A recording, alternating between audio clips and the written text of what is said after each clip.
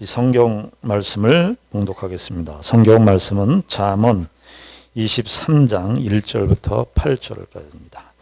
구약 성경 936페이지입니다. 네가 관원과 함께 앉아 음식을 먹게 되거든 삼가 내 앞에 있는 자가 누구인지를 생각하며 네가 만일 음식을 탐하는 자이거든 내 목에 칼을 둘 것이니라. 그의 맛있는 음식을 탐하지 말라. 그것은 속이는 음식이니라. 부자 되기에 애쓰지 말고 네 사사로운 지혜를 버릴지어다. 네가 어찌 허무한 곳에 주목하겠느냐. 정령이 재물은 스스로 날개를 내어 하늘을 나는 독수리처럼 날아가리라. 악한 눈이 있는 자의 음식을 먹지 말며 그의 맛있는 음식을 탐하지 말지어다. 대저 그 마음의 생각이 어떠하면 그 위인도 그러한즉 그가 네게 먹고 마시라 할지라도 그의 마음은 너와 함께하지 아니함이라. 네가 조금 먹은 것도 토하겠고 네 아름다운 말도 헛된 대로 돌아가리라. 오늘은 잠언 23장의 말씀을 함께 읽었습니다. 여러분들 이 말씀을 읽을 때 어떠셨습니까? 느낌이 좀 살벌하지 않습니까? 그렇죠. 내 목에 칼을 돌아. 23장 2절에 보니까 내 목에 칼을 둘 것이니라. 무엇이길래 이렇게 목에 칼을 둘아. 여러분 이거 23장 1절부터 8절까지 우리가 읽었는데 이해 못할 내용은 아니지 않습니까? 그렇죠? 여기 1절에 보면은 네가 관원과 함께, 관원이라고 되어 있지만 높은 사람과 함께 앉아 음식을 먹게 되거든. 그러니까 음식을 이렇게 먹게 되거든. 삼가 네 앞에 있는 자가 누구인지를 생각하며, 우리 누구인지를 생각하며 이렇게 살짝 이렇게 번역되어 있습니다만은 자세하게 주의하여 그 음식을 주신 분이 누구인지를 생각하라는 거예요. 그러니까 저분이 왜 이런 음식을 주지? 저분이 왜 이런 음식을 줄까? 이 생각을 하고 그 사람의 그 음식을 주게 되는 그 동기가 무엇인지를 생각하고 음식을 먹어야 된다는 거죠. 우리가 아이들 키울 때 우리 젊은 엄마들이 그런 교훈들을 많이 얘기할 텐데 아이들 이렇게 바깥에 내보내면서 유치원 내보내면서 또 혹은 어린이집에 이렇게 보낼 때 야 너희들 그 이상한 아저씨가 와서 너희에게 호의를 베풀고 과자를 사주거나 사탕을 주면서 너희들을 유혹하면 따라가지 말아라. 그렇게 얘기하잖아요.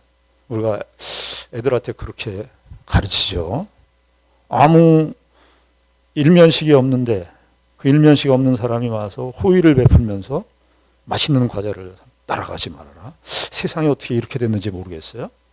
좋은 호의를 이렇게 받으면 되는데 그렇게 안 되는 그런 세상이 됐습니다.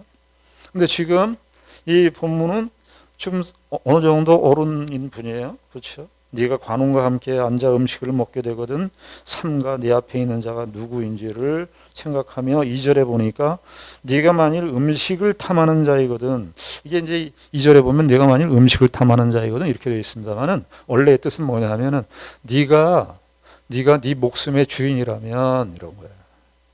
그러니까 네 자신을 생각한다면, 네가 정말 네 인생과 네 삶을 생각을 한다면은 그 앞에 있는 사람이 관원이라고 해서 사람, 힘을 가진 사람이라고 해서 그 사람이 주는 음식을 덥석 받아 먹지 말아라. 3절에 그 이유를 밝히죠. 그의 마시는 음식을 탐하지 말라. 그 옛날 성경에 보면은 그의 진수성찬을 탐하지 말라. 그것은 속이는 음식이니라. 그 음식을 진수성찬을 줬는데 그 음식에 그냥 욕심이 생겨서 덥석 먹었는데 보니까 그게 악한 음식이에요. 탐하지 말라. 속이는 음식이니라.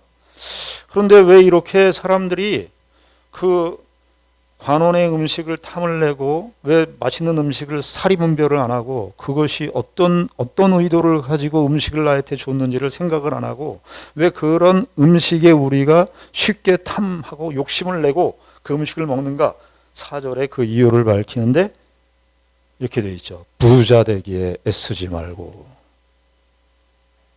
그 근본적인 원인을 이야기하는데 그 상대방이 힘 있는 사람이고 관원이고 저 사람이 가진 그 힘이 대단하구나. 근데 저 사람이 나에게 음식을 주니까 이거 나를 굉장히 좋게 생각하는구나 해서 덥석 받아 먹었는데 사실은 그렇게 음식을 베푸는 그 사람의 동기도 우리가 조심해야 되지만은 인간의 마음 속에 무엇이 전제되어 있다?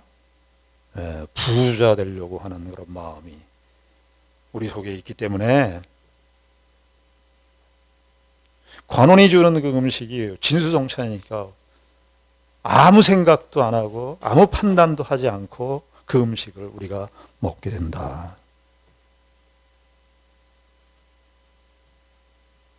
그래서 4절에 보면은 부자 되기에 애쓰지 말고 우리가 부자가 되려고. 이 디모데전서 우리 김학재 집사님께서 기도하시면서 그 언급을 하셨는데 제 본문의 설교를 미리 알려주지 않았는데 영적으로 이렇게 통했나 봐요. 거기 디모데전서 6장 9절에 보면 부하려 하는 자들은 거기 나와요. 해로운 정욕에 다 빠지게. 마치 그 말씀을 얘기하는 것 같아요. 부자 되기에 애쓰지 말고 내 사사로운 지혜를 여기 버릴지어다 이렇게 되어 있는데 강세형으로 되어 있어요. 그쳐라 내 사사로운 지혜. 원래 잠언에서는 지혜라는 말은 좋은 의미의 지혜예요. 그런데 여기서 아주 나쁜 용도로 쓰였어요. 부자 되려고 우리의 모든 지혜를 다 동원해요. 어거스틴 선생님께서 그 말씀을 하셨습니다. 향유의 대상과 사용의 대상을 잘 구분해야 된다. 신자들은 향유의 대상과 사용의 대상.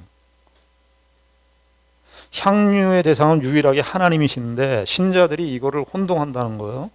어떻게 혼동을 해요? 세상을 향유하기 위해서 하나님을 이용한다는 거예요. 하나님을 향유하기 위해서 세상을 이용해야 되는데 사실은 이 세상에 하나님 외의 모든 것들은 향유의 대상이 될 수 없습니다. 우리의 진정한 향유의 대상은 여호와 하나님 외에는 없습니다.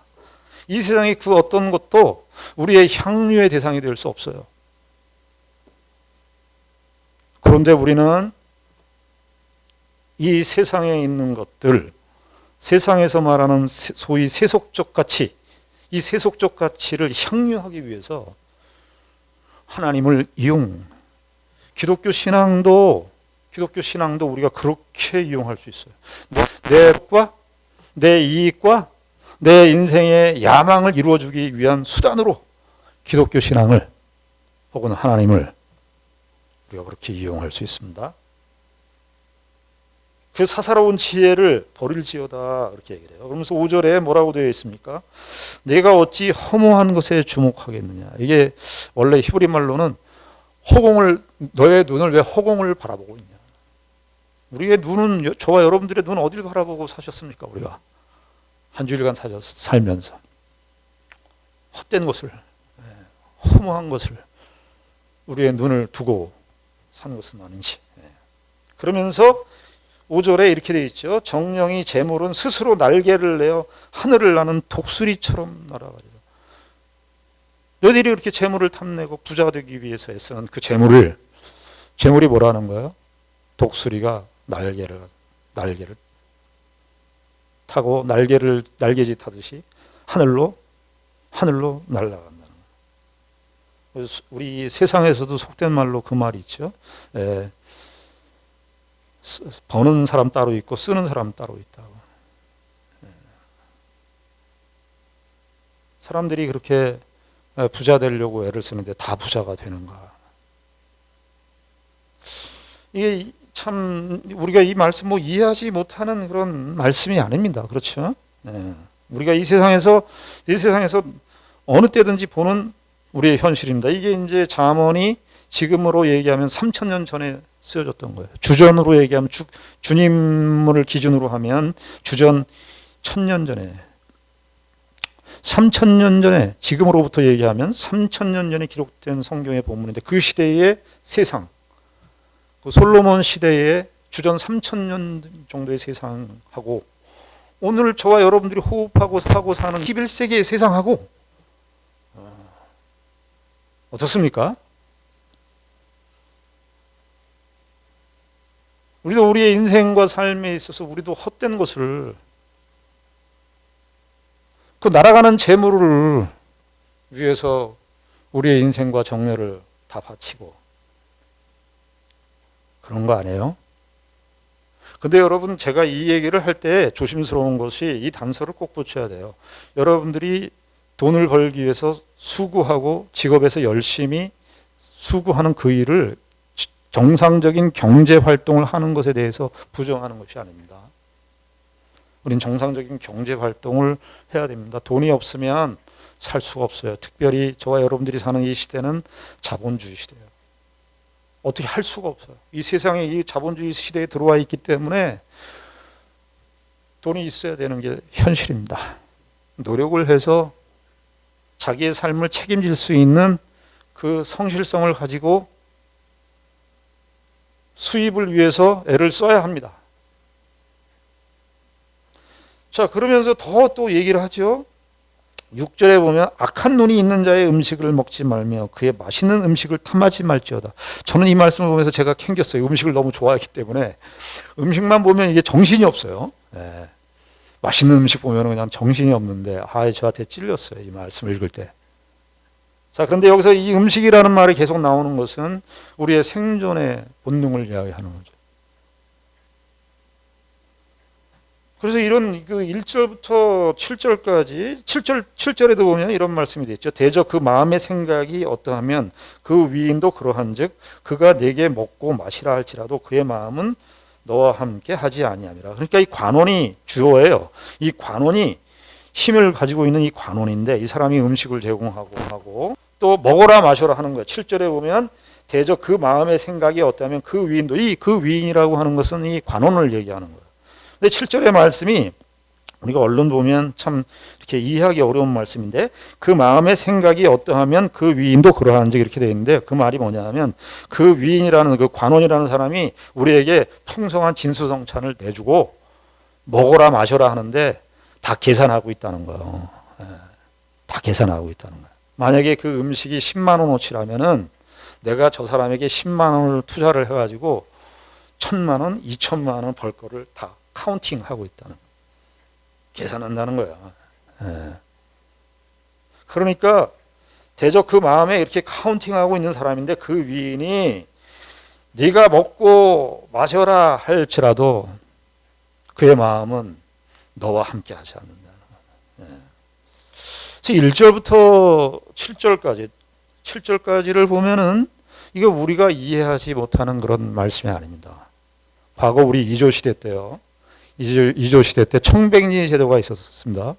이 청백리 제도. 그리고 공무원이나 이렇게 관가에 들어갈 때 그 관가에 있는 사람들이 청렴하고 결백해야 된다. 우리 이조 시대 때도 있었어요. 청렴하고 결백해야 된다. 그러니까 정말 목에 칼을 두고 누가 나한테 주는 음식, 이게 어떤 의도로 주는 음식인지 어떤 부정한 동기를 가지고 부패한 동기를 가지고 나에게 음식을 제공하는 것은 아닌가. 그래서 우리나라 이조 시대 때도요 청백리 제도가 있었습니다. 그래서 그 당시 때 이런 그 속담도 있었다 그래요. 1대 청백리 되는 것이 3대 영의정 되는 것보다 어렵다고 할 정도로 돼 있어요. 그러니까 3대가 진행되는 동안 영의정이 나오는 건 얼마나 대단한 겁니까? 집안에 3대가 영의정이 나오는 거예요. 이것도 참 어려운데 3대가 아니라 그냥 1대 청백리 나오는 게 어렵다. 마치 23장 1절부터 우리가 7절까지의 내용을 보면 이 세상에서 너희들 어떤 관직에 들어가거나 공무원을 맡을 때, 공직을 맡을 때 이 부정에 개입이 되지 않고 뇌물 같은 거에 아주 깨끗하게 살아야 된다. 그런 교훈을 우리가 얼른 이야기하는 것 같습니다. 과연 그런 정도의 차원을 이 잠언에서 말하고 있는 것일까? 8절에 있는 말씀을 좀 보겠습니다. 8절에 있는 말씀이 이 1절부터 7절까지 나와 있는 이 말씀을 어떻게 이해해야 될 것인가를 가르쳐주는 키워드에 해당합니다. 8절에 이렇게 되어 있어요. 내가 조금 먹은 것도 토하겠고, 여기까지 8절 초반절까지가 1절서부터 8절 초반절까지가 다 그런 내용이에요. 조금 먹은 것도 토하겠고, 그런데 8절 하반절에 보면 내 아름다운 말도 헛된 대로 돌아갈 것이다, 그렇게 얘기를 합니다. 내 아름다운 말도 헛된 대로 돌아가리라. 원래는 어떻게 나와야 됩니까? 너 이렇게 부정한 음식에 개입되어 있으니, 너 부정한 음식을 먹고 부정한 동기로 이렇게 재산을 축적했으니 너는 그 재산을 다 몰수당할 것이다. 이렇게 해야 사실은 8절의 말씀이 흐름상 그 결론이 딱 떨어지는 거예요. 근데 우리가 잠언의 말씀을 계속 읽어오면서 무슨 말씀을 했습니까? 잠언을 표면적인 그냥 1차적인 뜻만을 보시면 안 된다고 말씀드렸습니다. 특별히 여기 오늘 23장 8절에 나와 있는 내 아름다운 말이 헛된 대로 돌아간다. 아름답다라고 하는 것이 잠언에서 3번 쓰였는데 그 말이 갖고 있는 의미가 무엇인지를 좀 살피기 위해서 22장 17절 18절을 보겠습니다. 그 전에 있는 내용인데요. 22장 17절 18절이에요. 22장 17절 18절을 보시면 이렇게 되어 있습니다. 너는 귀를 기울여 지혜 있는 자의 말씀을 들으며, 이 지혜 있는 자의 말씀을 듣는다는 건 하나님의 말씀을 듣는다는 거예요. 지혜 있는 자의 말씀을 들으며 내 지식에 마음을 둘지어다. 18절 이것을 내 속에 보존하며, 이거 무슨 말이겠어요? 하나님의 말씀을 우리 속에 보존하라는 거예요. 하나님의 말씀을 내 속에 보존하며 내 입술 위에 함께 있게 함이, 그 다음에 뭐라고 되어 있죠? 아름다움이라 그랬어요. 이 아름다움이 23장 8절에 나오는 아름다움과 같은 단어예요. 그러니까 지금 22장부터 무슨 얘기하는 겁니까?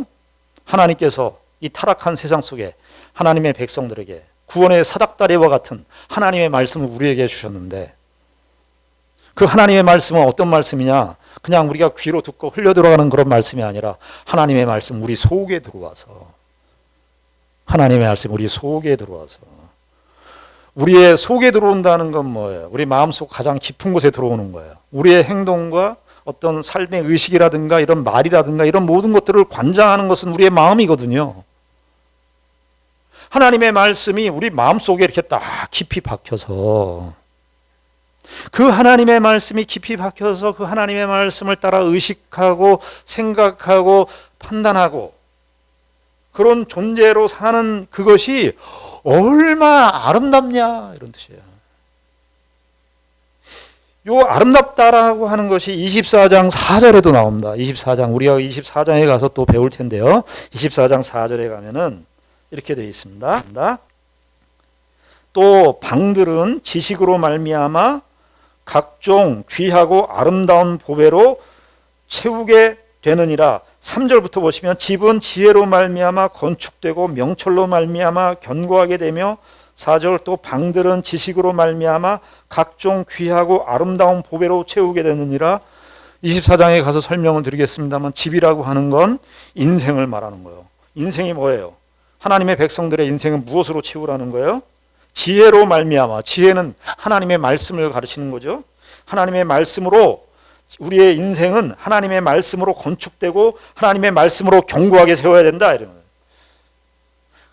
4절에 나오는 방들이라고 하는 것은, 집이라고 하는 것은 인생 전체라고 할 수 있고, 방들이라고 하는 것은 그 거기에 딸린 세부적인 그 상황들 아닙니까?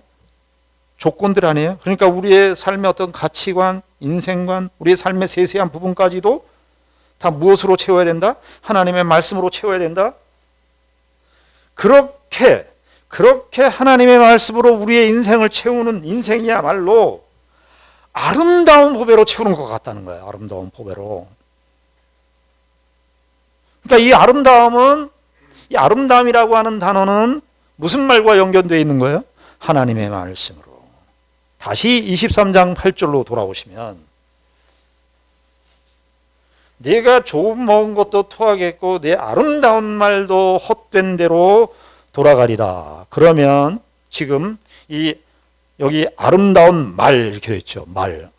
복수로 아름다운 말들, 히브리 말로 이 다발이라고 하는 말을 썼는데요. 잠언에서 말이라고 하는 것은요, 말뿐만 아니라 행위, 그의 인생 길 전체를 얘기하는 거예요. 그러니까 지금 22장서부터 쭉쭉 오는 내용이 구원의 사닥다리로 주신 이 하나님의 말씀인데, 그 하나님의 말씀을 우리 마음 가운데 새기고 그 하나님의 말씀대로 살아야 되는데, 너희들이 하나님의 말씀대로 살아서 그 하나님의 말씀의 그 근거 위에서 너희들의 모든 현실들과 삶의 내용들이, 열매들이 그렇게 나타나야 되는데, 너희들의 열매가 어떤 열매냐. 여기 1절서부터 8절 초반까지 나오는 내용이 뭐냐 하면 영적인 차원에서, 그러니까 지금 1절서부터 8절까지 이 사람, 관원이 가져다 준 음식을 그냥 좋은 음식으로, 맛있는 음식으로 욕심을 부려서 다 먹고 있는데, 그 음식은 다, 그렇게 얻은 재물들은 다 어떻게 돼요? 나중에 다 드러날 거예요.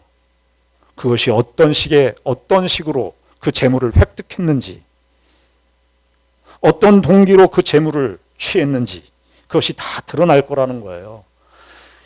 영적인 현실도 그렇다는 거예요. 하나님의 말씀대로 사는 것이,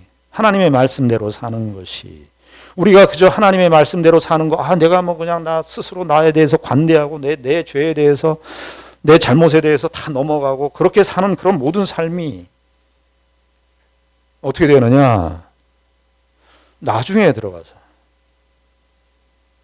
최종적으로 우리의 신앙의 열매의 형태로 나타나게 될 것이다. 세상에 이렇게 부정적인 방법으로, 부패한 방식으로 이렇게 재물을 취했던 사람들이, 그 재물이 이 뇌물이구나, 저 사람의 재물이 이렇게 많은 재물인 것 같은데 알고 보니까 부정적인 방식으로 얻은 재물이구나 드러나듯이, 우리가 하나님의 말씀대로 사는 이것이 그저 하나님의 말씀을 살아도 되고 안 살아도 되고 그저 선택의 차원이 아니라 하나님의 말씀대로 사는 그 모든 것들이 우리의 삶의 내용으로 드러나게 될 것이다. 만약에 이렇게 살지 않으면 오늘 8절에 있는 것처럼 내 아름다운 하나님의 말씀대로 모든 것이 헛된 대로 돌아가게 될 것이다 라고 말씀하는 것입니다. 하나님의 말씀에 토대를 두고 그 하나님의 말씀의 근거에서 우리의 삶의 모든 것들을 하나님의 말씀에 맞추어서 살고 하는 그러한 삶이 우리의 삶의 열매와 결과로 나타나게 된다는 것이죠.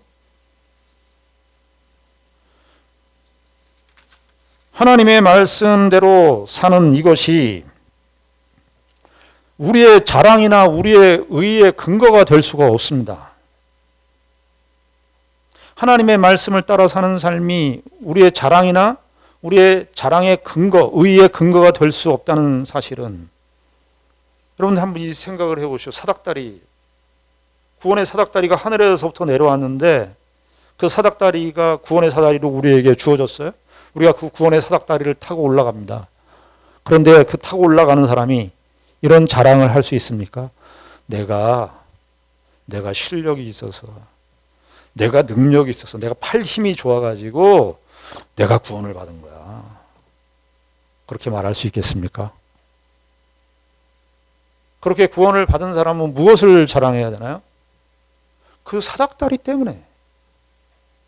그 사닥다리 때문에 내가 구원을 받은 것이지, 사닥다리를 잡은 내 힘, 내 능력 때문에 구원을 받았다?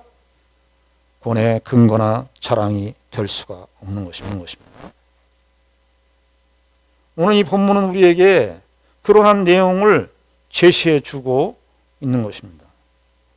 어린이가, 어떤 초등학생이 정말 자기가 부모님의 용돈을 다 받아가지고 1년 동안 열심히 모아가지고 맛있는 과자도 안 사 먹고 열심히 모아가지고 1년 동안 모아서 내가 이 대한민국에 있는 그 롯데월드2 같은 그 건물을 살 수 있을 거라고 생각하는 것만큼 어리석잖아요. 그거 어리석잖아요. 우리가 생각해 보세요. 초등학교 1학년 학생이 1년 동안 내가 열심히 돈을 모아서 정말 맛있는 것도 안 사 먹고 내가 뭐 열심히 해서 돈을 벌어서 롯데월드2를 내가 제2롯데월드를 샀다. 살 수 있다. 불가능하죠. 그것만큼 더 불가능한 것이 하나님께서 우리에게 주신 이 구원이 우리의 힘으로, 우리의 노력으로, 우리의 신앙적 행위로 그것을 얻을 수 있다고 생각하는 것만큼 그것이 가장 어리석은 거죠. 성경은 우리에게 하나님의 백성들의 삶의 현실 속에서, 하나님의 말씀을 따라 사는 삶의 현실 속에서 그 하나님의 말씀대로 사는 삶이 우리에게 표현되고 나타나야 되지만, 그것이 나의 자랑이나 의의 근거가 될 수 없습니다. 이것이 자랑이냐 아니면 감사냐 하는 것은 다른 사람이, 상대방이, 다른 이웃이 신앙대로 살지 못하는 그런 모습을 볼 때에 나타날 수 있어요. 저 사람은 왜 저렇게 신앙생활을 하지? 나는 이렇게 생활하고 있는데, 이러면 뭐예요? 자기의 신앙적 행위나 신앙적인 동경적인 삶의 모습들이 무엇으로 작용되고 있는 거예요? 자랑으로 작용되고 있어요. 목사님, 쟤는 기도할 때 눈 떴대요. 이렇게 얘기하면 뭐 한 거예요? 난 기도할 때 눈 감았어요. 그러니까 기도할 때 눈 감았어요가 뭐죠? 자랑의 근거가 되는 거예요.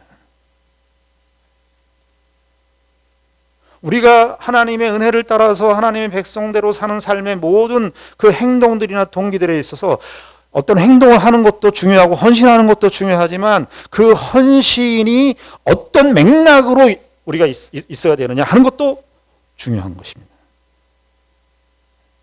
저와 여러분들이 신앙생활 하면서 저 사람은 왜 저래? 저 사람은 왜 신앙생활을 저렇게 해? 라고 얘기하는 순간 우리는 우리의 신앙의 모든 내용들이 자랑이 되는 것입니다. 그것은 내가 실력이 있고 내가 깨달아서 내가 저 사람보다 괜찮은 능력이 있어서 이 결과를 소위 기독교적인 교회적 헌신과 교회적 충성을, 순종을 내가 했으니까가 되는 거예요. 하나님의 은혜는 그런 것이 아닙니다. 고린도전서 3장 10절에 바울 사도께서 이 말씀을 하십니다. 내게 주신 하나님의 은혜를 따라 내가 지혜로운 건축자와 같이 터를 닦아두매 다른 이가 그 위에 세우나 그러나 각각 어떻게 그 위에 세울까를 조심할지니라. 고린도 교회가 문제가 많았어요. 고린도 교회의 문제는 뭐였죠? 고린도 교회는 다양한 은사들이 많았습니다. 무슨 병 고치는 은사, 방언의 은사, 예언의 은사, 고린도 교회가 아주 이게 많았어요. 그런데 그 은사를 뭘 했냐 하면은 서로 차별화했어요. 내가 더 잘났다, 네가 더 잘났냐, 내가 더 잘났냐, 이 싸움을 하고 있었어요. 고린도 교회는 1장부터 무엇을 가지고 싸우기 시작했냐면 지도자 가지고 파벌을 만들었어요. 바울파, 베드로파, 그리스도파, 아볼로파, 네 파가 있었어요. 그러니까 바울을 따르는 사람, 베드로를 따르는 사람, 아볼로를 따르는 사람, 그리고 이도저도 다 싫다 우리는 그리스도를 따르는 사람이 하면서 그리스도파를 만들었어요. 바울이 고린도전서에 그 얘기를 하죠. 야, 내가 너희들을 위하여 십자가에 죽었냐? 내가 죽었냐? 게바가, 베드로가 너희들을 위해서 십자가에 죽었냐? 너희들 세례를 받을 때, 고린도 교회 성도들이요, 너희들 세례를 받을 때 누구의 이름으로 세례를 받는가? 바울의 이름으로 세례를 받는가? 베드로의 이름으로 세례를 받는가? 누구의 이름으로 세례를 받는가? 그리스도의 이름으로 세례를 받는 거 아니냐? 너희들 왜 헛된 것에 마음을 두고 싸우냐? 잠언식으로 얘기하면 너희들 그렇게 자랑하는 것에 목에 칼을 둬야 된다는 거예요. 목에 칼을 둬야 되는 거예요. 세상적인 재물에 우리가 탐내는 것도 조심해야 되지만 영적인 차원의 이 교만만큼 무서운 것이 없어요. 그 목에 칼을 둬야 돼요. 그 목에 칼을. 그렇게 말하려고 하는 그 목을 잡아채야 돼요. 그래서 고린도전서 3장 10절에 그 얘기를 하는 거예요. 교회론을 얘기하는 겁니다. 교회론. 내게 주신 하나님의 은혜를 따라 내가 지혜로운 건축자와 같이 털을 닦아두었다는. 털을 닦아뒀다. 바울 사도가 교회의 털을 닦아뒀대요. 그런데 닦아둠에 다른 이가 그 위에 세우나 그러나 각각 어떻게 그 위에 세울까를 조심하라. 그러면서 그 털을 얘기하는데 절에 이렇게 얘기합니다. 이 닦아둔 것 외에 능히 다른 털을 닦아둘 자가 없으니 이 털은 누구다? 곧 예수 그리스도라. 예수 그리스도라. 예수 그리스도에게만 영광이 되고 예수 그리스도로 말미암고 예수 그리스도에게만 모든 영광이 돌아오고 예수 그리스도로만 사는 거예요. 그래서 12절에 이렇게 얘기합니다. 만일 누구든지 금이나 은이나 보석이나 나무나 풀이나 지프로 이 터 위에 세우면 각 사람의 공적이 나타날 거예요. 각 사람의 공적이 나타날 터인데 그 날이 공적을 밝히리니 이는 불로 나타난다. 불이 와가지고 태운다는 거예요. 우리 행위들을. 제가 그 행위, 그 불이 나와서 우리를 심판하는데 그 불이 심판을 하는데 우리의 공력이 드러난다는 거예요. 그 공적이 뭐냐 하니까 내가 그리스도의 예수로 말미암아 그 그리스도께서 나에게 주신 은혜 때문에 내가 지금 이 자리에 서 있고 내가 지금 신앙생활을 하면서 걸어가는 이런 모든 성화적 모든 삶도 주의 은혜로 말미암아 되어지는 것임을 그리스도의 그 은혜의 터 위에서 우리가 살아가고 있음을 날마다 확인하는 삶이고 그것인데 만약에 그렇지 않고 어느 틈엔가 신앙생활 하면서 시간의 연륜이 쌓이면서 그것이 내 자랑이 되고 내 공적이 된다면 너희들은 그리스도 위에 터를 세우는 것이 아니야. 그것이 불로 나타나면 다 나타나게 돼. 잠언 23장에서 우리가 잠언 19장 9장부터 그 얘기를 하고 있죠. 하나님의 백성들의 성화에 대해서 이야기를 해요. 19장 20장에서 무슨 얘기했죠? 너희들 취하지 말라. 이 세상에 우리를 취하게 하는 것들이 많다고 그랬습니다. 그 당시 그때 그 얘기를 하면서 이 세상의 재물이라든지 이 세상의 헛된 영광이라든지 이런 것도 우리의 취하는 대상이지만 어떤 것이 우리에게 또 우리를 취하게 만드냐 하면 종교적 업적. 자기가 신앙생활을 하면서 했던 잘한 일들. 그런 것이 우리를 도취하게 만들어요. 제 개인적인 고백입니다만 새벽기도 끝나고 이렇게 기도할 때 보면 정말 기도가 안 될 때가 많아요. 왜 기도가 안 되냐면 내가 그동안 뭐 했지 이 생각이 계속 들어오는 그 싸움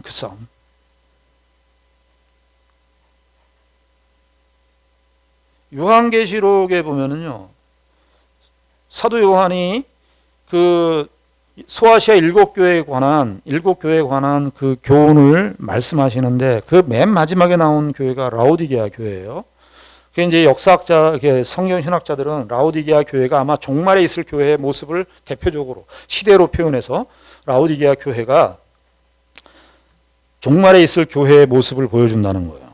그때 라오디게아 교회를 향하여 주님께서 이 말씀을 하십니다. 네가 말하기를, 그러니까 라오디게아 교회 성도들이 말하기를, 네가 말하기를 나는 부자라 부유하여 부족한 것이 없다. 부족한 것이 없다. 이게요 물질적으로 부족한 것이 없다 뿐만이 아니라 나는 영적으로 우리 라오디게아 교회는 영적으로 우리는 영적으로 풍성하다 이렇게 생각했다는 거예요. 영적인 부자다 이렇게 했다는 거예요.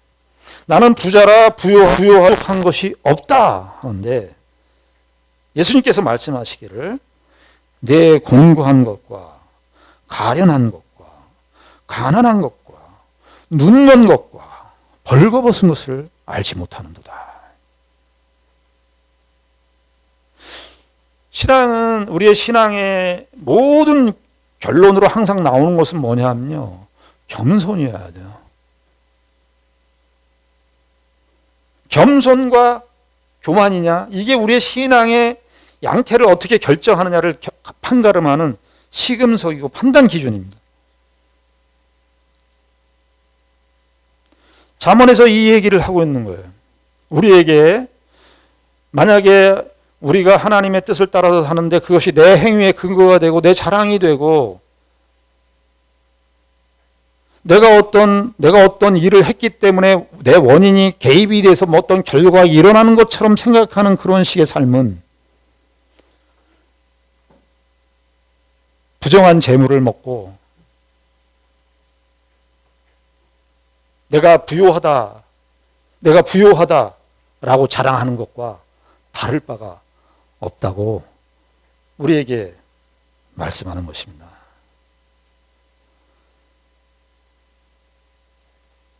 예수님께서 산상수훈에서 마태복음 5장서부터 7장까지가 예수님의 산상수훈인데 저는 이 말씀이 아주 폐부를 찌르는 말씀이고 우리가 귀에 듣기에 좋은 말씀들만 우리는 우리의 생명의 말씀이라고 생각하기 쉬운데 저는 이 말씀이 우리 성도들 모두에게 신앙생활하면서 정말 우리의 마음을 우리의 목에 정말 칼처럼 두는 그런 말씀이었으면 좋겠어요. 그게 뭐냐 하면 마태복음 7장 21절입니다.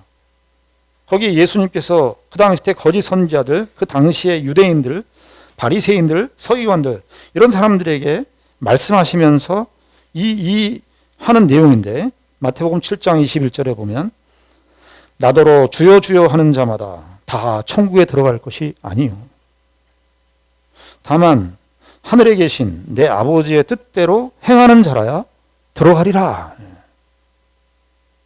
나더러 주여 주여 하는 자마다 다 천국에 들어갈 것이 아니요 다만 하늘에 계신 내 아버지의 뜻대로 행하는 자라야 들어간다 하는 이 말씀.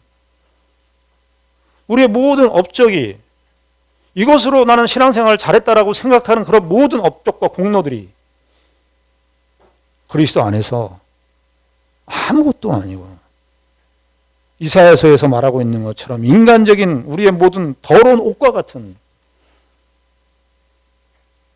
그런 사실들로 우리가 받아들이고 인정하고 하나님의 백성대로 사는 거예요. 수단에 어떤 선교사님이 수단에 선교사를 갔는데요. 그 아프리카 수단이 못 사는 나라지 않습니까? 그 수단에 가서 마트에 들어가서 콜라가 마시고 싶어서 콜라를 달라 그랬다는 거예요. 근데 콜라를 마셨는데 속에 콜라를 마셨는데 이렇게 마셨는데 콜라 물이 검은 물이 아니고 노란 물인 거예요. 근데 맛을 보니까 환타 마시는 거예요. 그래서 그 선교사님이 그 마트 주인에게 나는 콜라를 달라 그랬지 환타를 먹으려고 그런 게 아닙니다. 근데 그 마트 주인이 하는 말이 우리 아프리카 수산은 잘 못 사는 나라이기 때문에 재활용을 해서 써요.